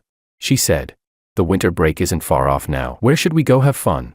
Freya handed me a bowl of soup, her tone casual and indifferent. I really wanted to dump that bowl of soup over her head. But since this whole house was filled with her people, I could only suppress the fury in my chest. I said, go wherever you want. I don't want to go anywhere, I just want to get out of here. She said, Willow is looking for you. You know, right now isn't a good time to leave. I laughed. I'd rather she find me than be locked up here. Hearing this, Freya paused for a second, then smiled faintly and said, you don't seem to understand Willow's temperament very well. If she found you, the first thing she would do is lock you up too. And the guards would only be even stricter than here. The bullet comments popped up. Freya's actually telling the truth this time. George, Willow just begged her grandfather a few days ago to buy her an island. Do I really need to say what that island is for? Another comment said, that's nothing. In the original story, Willow imprisoned the male lead on an island. Later, when the male lead tried to escape and she caught him, she immediately had people buy a few tigers and lions from Africa. I was speechless. The next comment replied, looks like staying with Freya is actually safer. Honestly, I don't think George needs to go against Freya at all. Right now she's genuinely just worried that Willow might find you and do something bad to you, which is why she keeps you here. Another bullet comment agreed. Yeah, George, your situation is completely different from the original novel. You're not Makoto. Makoto liked the heroine but kept being ambiguous with the Lu sisters at the same time, constantly flip-flopping between the heroine and the sisters. That's what drove them to such extreme actions. Someone else replied, exactly. I was so frustrated reading it. Makoto was such a jerk. He'd act all deep and say he wasn't good enough for the heroine. Pull that love is letting go nonsense. And then openly flirt with the two villainesses in front of her just to make her give up on him. In the end, both sisters fell for him, and he had the audacity to say he only saw them as sisters. Damn, I've never seen anyone so pretentious. Another comment came in. Well, that's just the drama of love triangles. Without that, how would they drag the word count? Come on. Even with love triangles you can't do it like that. Villains are people too, why should they be treated as disposable tools between the male and female leads? Exactly. Thank goodness the plot changed. Without Freya and Willow interfering, the male and female lead side is just pure chaos every day. I'm dying laughing. A sharp-tongued comment read, even if it's a pile of crap, when 3 people are fighting over it, it still smells sweet. But when only one person is left, it just reeks. Another bullet comment replied, crude words. But not a crude point. Still, man, that was too crude. After scrolling through the comments, I stayed silent for a long while. Then I asked, when was this house bought? Freya pressed her lips together. 2 years ago, I said, speechless. To lock me up in it. She snorted. Of course not, she said. Back then I just thought the scenery here was nice and figured I'd come here for vacations in the future. I shrugged. You think I'm an idiot? Freya rolled her eyes. You're not exactly that smart either. I was speechless. After dinner, I insisted on going out. Being locked in here for a whole month, I was suffocating. Freya saw she couldn't win against me. She said, fine, but I have to go with you. Dusk fell. The night spread across the sky. In the distance, dense trees with ancient, strange shapes loomed and blocked out the heavens. Closer by, a mist seemed to rise from the empty lawn, like a painting. I had to admit, the scenery here really was quite nice. But Freya's so-called letting me go out was nothing more than agreeing to let me take a walk around the back mountain. Unexpectedly, there was even a horse ranch there. I asked, can we ride horses here? The old man had once made me take riding lessons for a while. Although I wasn't very good at it, I could manage to ride somewhat. She frowned and said, if you're not good at it, you could get hurt. I advise you. I waved her off and walked straight up to a pure white Mongolian horse. Freya bit her lip, trying to stop me. She said, this horse has a fiery temper. You probably won't be able to handle it. I sneered. How do you know I can't handle it if I don't try? Once I got on that horse, I'd like to see who could stop me then. However, 5 minutes later, I paid the price for those words. The horse's temper really was fiery. When I fell off, I finally had to admit she was right. I rolled several times across the grass. Fortunately, the lawn was thick enough that I wasn't badly hurt. Are you all right? You're not injured, are you? When Willow came running over, I heard the tension in her voice. I could even detect the tremor in her tone. I gritted my teeth and said, not dead yet. Fueled by anger, I spoke recklessly. After a few seconds of silence, she huffed angrily. George, do you have a death wish? I said nothing, only meeting her gaze in silence. Back at the villa, Freya still called for a doctor to check me. After confirming there was no serious problem, the doctor finally left. That night, after showering, I was just about to get into bed. There was a knock on my door. In this house, there was naturally no one else who would knock on my door. Annoyed, I turned and opened it. Freya stood there with a medicine box in hand. She had come to treat my wound. Although I wasn't badly injured, my elbow had been cut by a sharp stone. It had bled a little at the time. She raised her eyes and asked me, did you get it wet? I replied, no kidding. How can you shower without getting it wet? She said, it must hurt. I said speechlessly, you're exaggerating. It was only a cut the size of a fingernail. Without medicine, I wouldn't even have noticed the pain. Freya applied the medicine, gave me a few instructions, then got up and left with the box. Her room was right next to mine. During this time, whenever she came over here, she basically stayed in the room next door. For 2 days in a row, Freya came to help me apply the medicine. On the third night, after she finished, As if she'd suddenly remembered something, she said, "There's an exam coming up. I won't be able to come until Friday." I was sitting on the sofa playing a game, too absorbed to pay her any attention. I replied. "Whatever." She asked, "Don't you have anything you want to say to me?" The team fight in my game was about to start, and she still had so much nonsense. So I shot her a single word: "Get lost." Hearing me curse at her, Freya actually chuckled softly. One of her hands reached over and poked my face. Her slender index finger had just applied medicine on me, carrying a faint minty scent. I looked at her with disgust, ready to hurl another insult. But suddenly, she straddled my lap. The next instant, something soft pressed against my lips. The atmosphere froze. My whole body went stiff. My damn game just got wiped in a team fight. 3 seconds later, Freya pulled back. Seeing my thunderstruck expression, her eyes turned sultry as she whispered, "George, that was my first kiss." She asked, "How was it?" She actually asked how it was. When people are embarrassed, they really can't control what comes out of their mouth. I babbled nonsense. "Freya, that was my promotion match, and you made me lose the fight, and you still ask me how it was. I didn't even taste anything." She blinked and said, "What a coincidence. Neither did I. So, shall we do it again?" Her gaze was tender, her tone seductive. Before I could react, her warm lips pressed onto mine again. But this time was nothing like before. If the first kiss carried a touch of shyness, then this kiss was blazing like fire, like a drowning person clinging to driftwood, like finding a spring in the desert. Freya's arms wrapped around my neck like vines. As our lips and tongues tangled, my mind blurred. Her breath was like sparks, igniting a searing heat in my chest. Consciousness was burned away by instinct. Reason told me to stop before things spiraled further. But the chaotic pull was far stronger. Me, a supposedly ambitious young man, falling headlong into such temptation. It was utterly absurd. Only when our breathing grew ragged did we slowly let each other go. Freya's sweet breath brushed my nose as she whispered, "Brother." It was the first time she had called me brother, and it had to be at a moment like this. My awareness returned, recalling the chaos of just now. Shame overwhelmed me. I snapped, furious and flustered. "You should be calling me daddy." Freya nestled into my arms, laughing genuinely from her heart. Ashamed and angry, I remembered the reckless words I'd just blurted. Inwardly, I apologized to Father Lou several times in a row. After driving Freya out, I rubbed my throbbing temples and was about to take another shower. That was when the bullet comments appeared. "Bro, did it feel good just now?" My mind exploded, and the blood in my body froze. For a long moment, for the first time, I actually spoke back to the bullet comments. I asked, You saw that? Holy shit. Then how are we any different from being filmed in some cheap porn?" I was going insane. The comments replied, "Ha ha ha. Quit messing around. Don't worry, George, we can't see it. Of course the system censors that kind of scene, we're just imagining it ourselves." The next comment said, "Which means, please answer our question seriously, did it feel good just now?" I held my forehead. I asked, "Are you people really that open? You talk about stuff like this with random strangers online?" They shot back, "George, saying it like that really hurts. Aren't we brothers?" "Yeah, man, around here, if we call each other brothers, then there's no holding back. So tell us, did it feel good?" Another comment chimed in, "Judging from the reset screen, you two were still on the sofa, so it probably didn't go further than that. Since it was your first time, of course you'd take it slow." The next bullet comment read, "So they only kissed?" "That's my guess." "All right then, got it. I was speechless. Chapter 3, Friday. Freya came as scheduled after finishing her exams. Maybe because of what happened that night, the moment I saw her, I felt a vague sense of awkwardness, along with a trace of guilt. For the first time since childhood, I was feeling this inexplicable emotion toward her. Unbelievable. I decided to go upstairs early, take a cold shower, and calm myself down. "Where are you going?" Freya called after me. "Sleep," I said. She snorted coldly and asked, "Are you avoiding me?"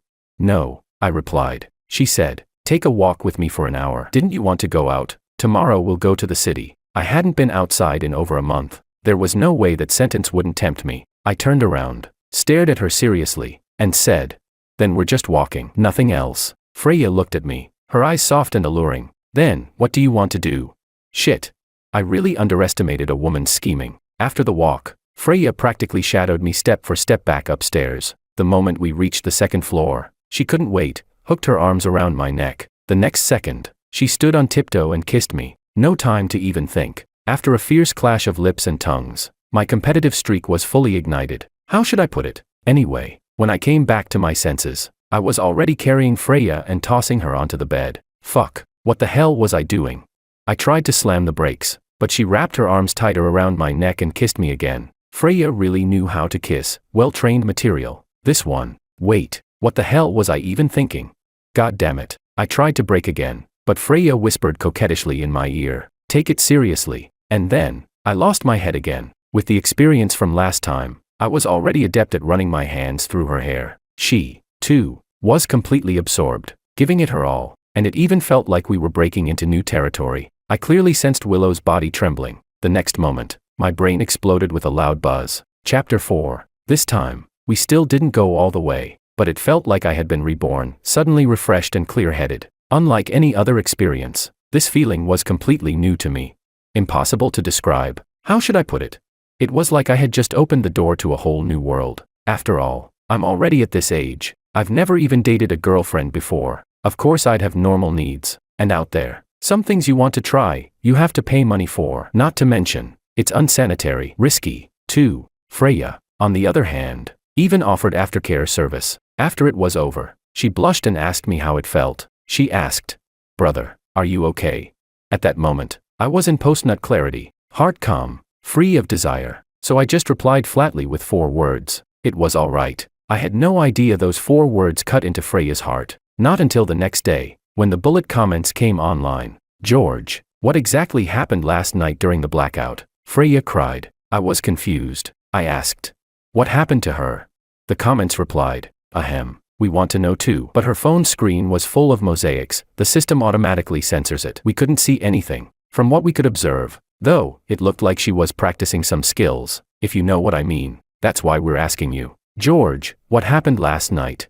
Honestly, I really didn't want to discuss this kind of thing with a bunch of bullet comments, so I replied seriously, "Nothing. Nothing happened between us last night." The bullet comments fell silent for a moment. Then one said, "Bro, don't tell me you couldn't get it up."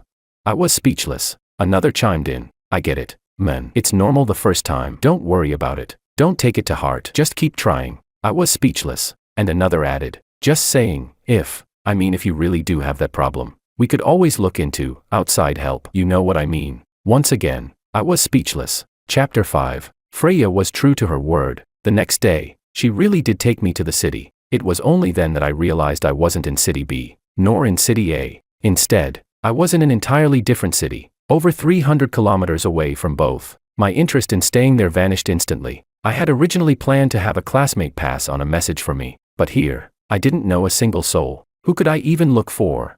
Maybe sensing my dark mood, Freya explained, "Willow's been desperately searching for you." I had to be cautious. "But in another 2 months, let's go on a trip to Europe together." "Okay."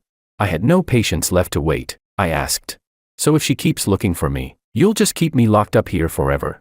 She said, "Of course not. This winter break, I'll be starting my internship at Lu Corporation. At that time, I'll bring up our situation to grandfather. Even if Willow refuses to accept it, she wouldn't dare defy his word." That wasn't necessarily true. I remembered what the bullet comments had said, that in the original novel, Willow, the yandere, went against her grandfather's wishes and even turned against her own sister, all for the sake of the male lead. I wasn't saying Willow would definitely do that, but in this novel, maybe that was simply her character setting. Wait. I replayed her words in my mind. I asked, "What exactly are you going to tell your grandfather? What situation between us?" Freya lowered her gaze, the corner of her lips curling into a faint smile. She said, "What? Don't want to take responsibility for me?" Responsibility? She had the nerve to say that. What had I done to her? It was always her scheming and seducing me, not the other way around. I looked at her seriously and said, "Freya, if you're not afraid of angering your grandfather to death, then go ahead and tell him." She tucked a strand of hair behind her ear, pondered for a moment, then said each word slowly. "George, stop worrying so much. I can tell you 2 things. She held up one finger. "First, grandfather isn't nearly as stubborn as you think. Second, whether or not you're ready to take responsibility for me, I'll tie you to my side. From this moment on, no one will ever be able to take you away from me, not even Willow." I didn't want to argue with her about this anymore. The car fell into silence. In the end, both of us left feeling unhappy. Chapter 6. After the weekend, Freya had to return to school. She once again warned me not to try escaping. Of course I wanted to escape, but with so many bodyguards, would they ever allow it? The only thing worth celebrating was that my riding skills had improved lately. I'd even gotten familiar with that white Mongolian horse. Maybe one day, I could ride it and make a run for freedom. A week later, Freya finally returned. I was out for a stroll on the Mongolian horse when she stood across from me, watching quietly, looking stunned for a moment. Night was falling. After 2 laps, I finally stopped. Freya walked toward me, still dressed in her fitted black dress, the light silver-rimmed glasses perched on her nose, her whole presence radiating a natural, icy aura. When she came close, she naturally slipped her arm through mine. She said, "Your riding skills have really improved." I paused, glancing at her sideways. "It's all right," I said. She asked, "Have you eaten yet?" "Yeah," I replied. We returned to the villa. Freya followed behind me. The moment we stepped through the door, she hooked her arms around my neck. Just as she was about to rise on tiptoe and kiss me, I spoke calmly. "Willow, how stupid do you think I am? You really thought putting on glasses and changing clothes would make me mistake you for your sister?" Her body froze. After a long silence, she dropped the disguise and threw herself into my arms. Her voice sounded choked, like cotton muffling the words, laced with grievance. She said, "Brother, I didn't mean to trick you. This whole place is full of my sister's people. If I didn't disguise myself as her, I never could have gotten in." I sighed. This girl looked thinner. When I first saw her just now, the exhaustion in her eyes was obvious. Clearly she hadn't been sleeping well these past days. I sighed again, softening my tone as I asked, "Have you eaten?"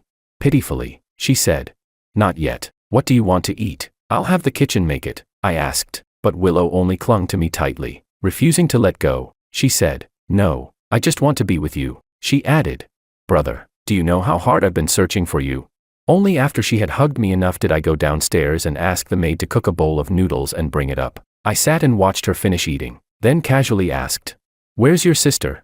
Willow's face instantly darkened, her expression filled with resentment. "I don't want to talk about her," she said. I replied, "You don't want to talk about her? Fine, but I need to remind you. She's your elder sister. Whatever you do, don't forget that." Willow looked straight at me, her eyes brimming with jealousy. She snapped, "Don't worry, it's not like she's going to die." Hearing that, I felt a little less worried. "All right then, it's late. I'm going to shower. Find any room you like and get some sleep," I said. But she answered, "Brother, I want to shower too. Can you help me find some clothes to change into?" So I went to Freya's room and grabbed a brand new nightgown that hadn't been unwrapped yet, handing it to her. After Willow left, I showered and was just about to collapse into bed for some proper rest. Then came another knock at my door. Willow stood outside in a dark silk nightgown, looking up at me with the same pitiful expression she used to have as a child. She said, "Brother, I can't sleep. Can I stay in your room for a while?" I was speechless, already searching for some excuse to refuse, but then she said, "I really missed you. I haven't slept well these past days. I think I might even have insomnia now." As pitiful as she sounded, I still hesitated. After all, this wasn't like when we were kids anymore. We were both adults now. Just as I was hesitating, the bullet comments suddenly came online. "George, I advise you to just agree to her request. When you went to get the nightgown, Willow carefully searched your room. On your sink, she found 2 toothbrushes. You didn't see her expression. Her face suddenly turned dark. Even the best actress couldn't fake that kind of yandere vibe." The next comment read, "Exactly. She's probably already guessed about you and Freya. Of course Willow wouldn't hurt you. But Freya, that's another story." A chill shot through me. That toothbrush really had been Freya's. From the other day, I never thought it would give me away. My scalp tingled. I switched tracks fast, hurriedly changing my lines. "Come in." There was still a sofa in the room. Willow naturally sat down on it. She asked, "Brother, have you been living here all this time?" I forced myself to stay alert and answered, Yeah." She paused, then said faintly, "That day, why did you try to run away? Was my confession so disgusting to you?" For this question, I chose the safest possible answer. "Willow," I said, "all these years, I've always treated you as a sister. You understand that, don't you?" She immediately countered, "Then what about Freya? Do you also treat her as a sister?" Shit, how was I supposed to answer that? If I said yes, would she even believe me? She asked, "Did you two sleep together?" Willow's tone and expression flipped in an instant, like she had become a completely different person. It startled me. It was the first time I'd ever seen Willow like this, seductive yet sinister. Her gaze carried a sickly, twisted allure. In that moment, she was exactly like her character in the original novel. On the outside, she seemed pure and harmless, but inside, dark, yandere, dangerous. I stared at her in shock, forgetting to answer, maybe realizing her loss of control. Willow walked closer to me, her eyes filled with regret. "I'm sorry, brother," she said softly. "I wasn't blaming you. It's my fault. I trusted Freya too much. I always thought she hadn't found you yet. Every week she went out, saying she had news about you. I believed her completely. Never doubted her once. I never thought she was hiding you all along. I was too stupid, she said. I was the one who confessed to you first. So why should she get to snatch you away from me? Tomorrow we'll leave this place. We'll go somewhere only the two of us exist. She leaned on my shoulder, whispering softly, but inside, I felt cold all over. So, it's come to this. The two villain sisters still heading toward the doomed ending written in the novel. All my effort, all my schemes, yet I was still the one trapped in a cage. If I'd known, I should have just taken the old man's 200,000 yuan and left back then. That would have been better than being imprisoned like this. Unbelievable. Infuriating. What? Am I just supposed to accept this fate? If this is the destiny of the Liu sisters, does it have to be mine too? No, I refuse. I've got a damn cheat ability, and this is how I end up. Why should I? If they can fall into darkness, why can't I? Why should I obediently let the two of them control me? I snapped angrily. So what if I slept with Freya? What's the problem? What, are you going to throw a tantrum about it? Willow instantly let go of me, her face tense as she hurried to explain. Of course not. No way. That's not what I meant, I sneered. If you're going to be that dramatic, then you'd better stay far away from me. The tips of Willow's ears flushed pink. She murmured softly. I wasn't.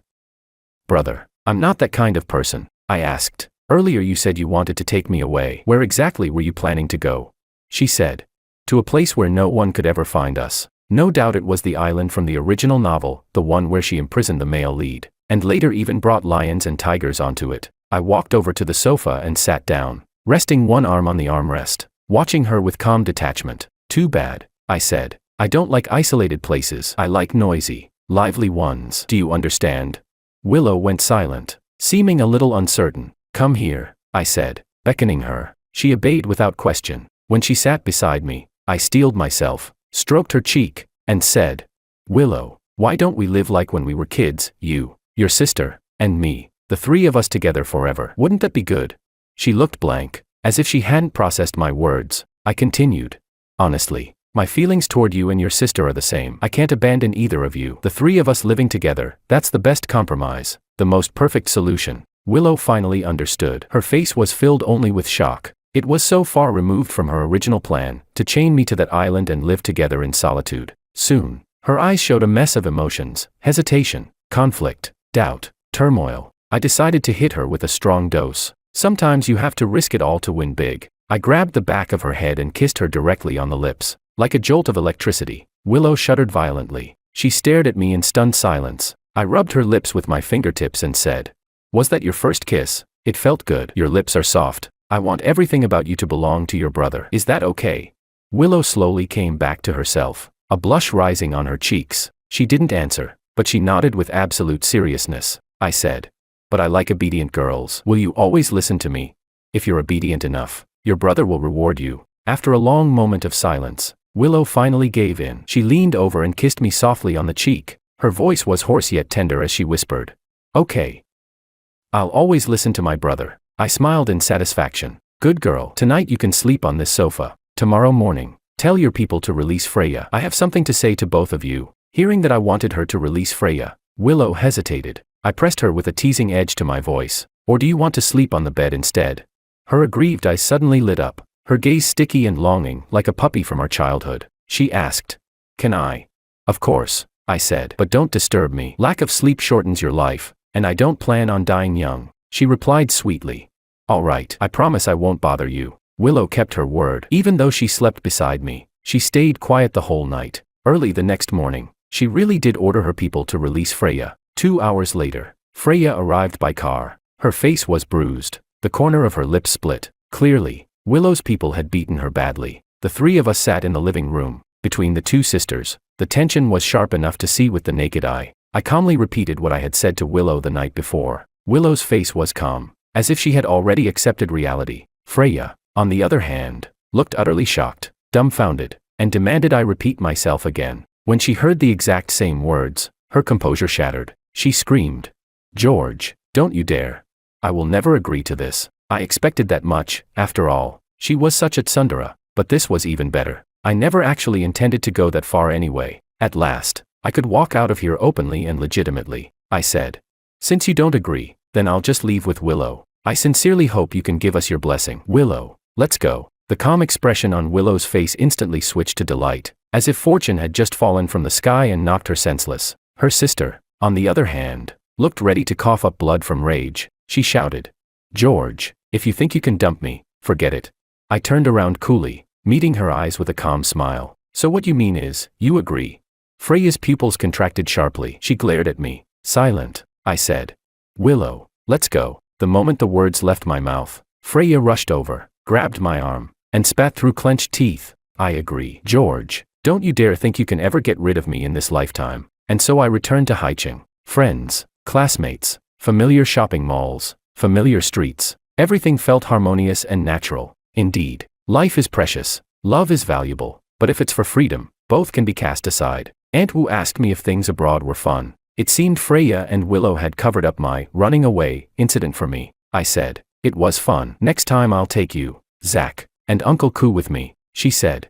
"Well, that's wonderful. Our George is finally grown up. He can take us old folks abroad to play now." Aunt Wu chuckled happily. Freya and Willow continued their schooling. I planned to look for a new job. After all, I still had to stay here for at least another year before I could return to City A. Too bad. I actually liked my previous job. It was easy, and the relationships were simple, and I went and screwed it all up. That night, I was browsing job listings on my computer when there came a knock at the door. I got up and opened it. "Brother, can I sleep in your room tonight?"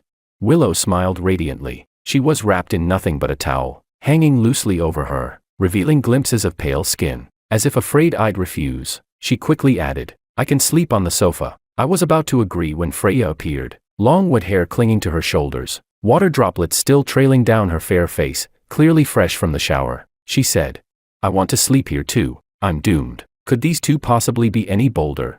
Even though Aunt Wu, Zach, and Uncle Koo's rooms were all downstairs and they normally wouldn't come up, still, this was way too blatant. I thought for 1 second, then came up with a solution. I said, "Only one of you can stay. Settle it with rock, paper, scissors." 30 seconds later, I opened the door again. Willow flashed me a victory sign. "Brother, I won," she said. I chuckled, lifted my hand, and rewarded her with a gentle pat on the head. "Good kitty," I said. Bullet comments scrolled by. LMAO. I finally saw Freya's phone screen this time. She was searching, "How to win at rock, paper, scissors." "Sis, you've got an IQ of 140. Could you not be this ridiculous?"